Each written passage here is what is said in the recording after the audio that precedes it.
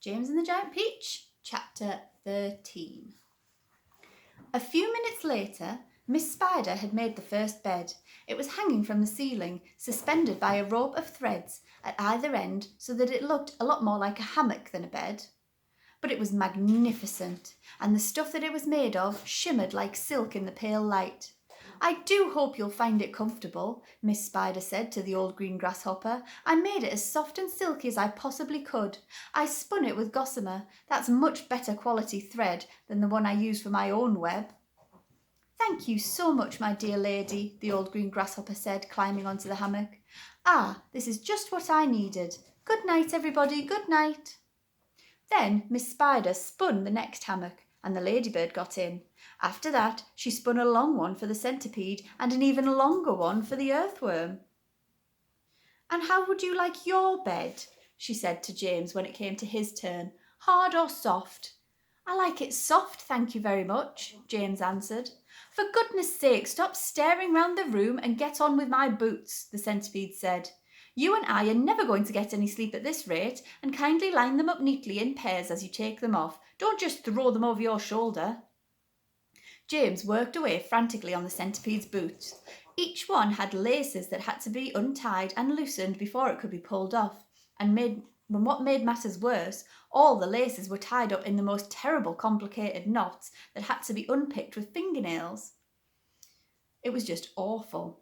It took about 2 hours, and by the time James had pulled off the last boot of all and had lined them all up in a row on the floor, 21 pairs altogether, the centipede fell fast asleep. "Wake up, centipede," whispered James, giving him a gentle dig in the stomach. "It's time for bed." "Thank you, my dear child," the centipede said, opening his eyes. Then he got down off the sofa and ambled across the room and crawled into his hammock. James got into his own hammock, and oh, how soft and comfortable it was compared with the hard, bare floorboards at home that his aunt had always made him sleep on. "Lights out," said the centipede drowsily. Nothing happened. "Turn out the light," he called, raising his voice. James glanced round the room, wondering which of the others he might be talking to, but they were all asleep. The old green grasshopper was snoring loudly through his nose.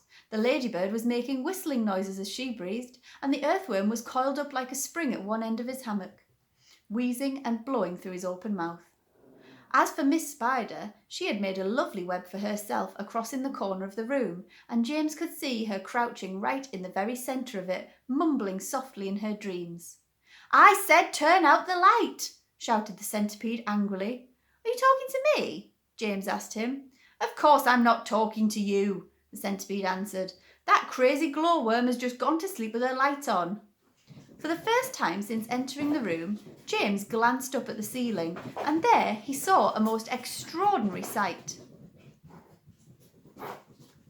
Something that looked like a gigantic fly without wings, it was at least 3 feet long, was standing upside down upon its 6 legs in the middle of the ceiling, and the tail end of this creature seemed to be literally on fire. A brilliant greenish light, as bright as the brightest electric bulb, was shining out of its tail and lighting up the whole room. "Is that a glowworm?" asked James, staring at the light. "It doesn't look like a worm of any sort to me." "Of course it's a glowworm," the centipede answers. "At least that's what she calls herself. Although actually, I think you're quite right. She isn't really a worm at all. Glowworms are never worms. They're simply lady fireflies without wings. Wake up, you lazy beast." But the glowworm didn't stir, so the centipede reached out of his hammock, picked up one of his boots from the floor. "Put out that wretched light," he shouted, hurling the boot up at the ceiling. The glowworm slowly opened one eye and stared at the centipede. "There's no need to be rude," she said coldly. "All in good time." "Come on, come on, come on, come on, come on," shouted the centipede, "or I'll put it out for you." "Oh, hello, James," the glowworm said, looking down and giving James a little wave and a smile. "I didn't see you come in. Welcome, my dear boy, welcome, and good night." Then, click, out went the light.